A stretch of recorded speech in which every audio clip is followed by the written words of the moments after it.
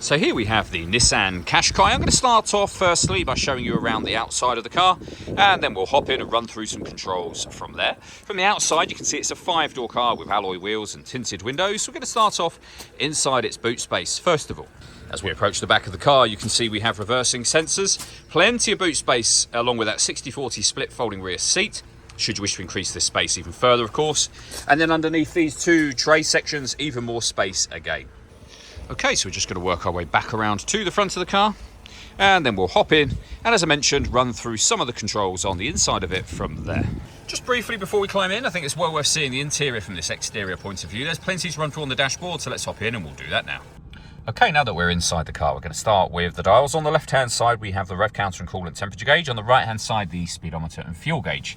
In the centre, you can see the total miles of the car. They're 51,037. Above that, the digital readout for the speedometer. You can change information displayed here using buttons on the steering wheel for various bits of trip computer and fuel economy information, as well as your audio and sat-nav menus. And that's all done with these buttons just here. Surrounding that, we have our stereo controls, we have cruise control, speed limiter and phone controls, all on the right-hand side. Into the centre is, of course, where you'll find the stereo itself.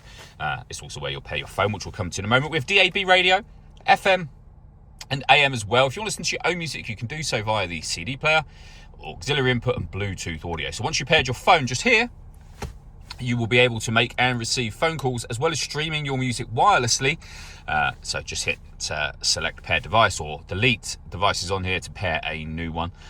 You can see it says camera just there. If we give that a push, with a front facing camera and a bird's eye view image of the car, front facing camera and the passenger side wheel, and if you put the car into reverse you get your reversing camera. So parking sensors and cameras on this car. We have satellite navigation, and you can see the full colour map just there. You input your destination under the nav heading. We have an info menu with traffic info, for example, and a setup menu as well. Below that, your dual zone climate control is where you can operate your passenger and driver temperatures. So driver, passenger, fan speed up and down. You can determine where you'd like the air distributed once it enters the car. That's your air conditioning off, on again, or hit auto. The car will now take full control for you to maintain the temperatures that you've asked for, which you can manually override whenever you wish to. We have some storage, a 12-volt charging socket, electronic handbrake with an auto hold function, and the gear lever for your 6-speed manual gearbox. And then lastly, 2 cup holders and the panoramic glass roof. So there's a button up here that will open the sun blind all the way to the back of those rear seats.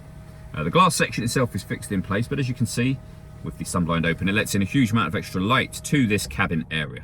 All that leaves me to say is thank you for taking the time to watch this video. If you'd like to come and see the car for yourself and have a test drive, please feel free to give us a call here at Surrey Specialist Cars. We'd love to hear from you soon.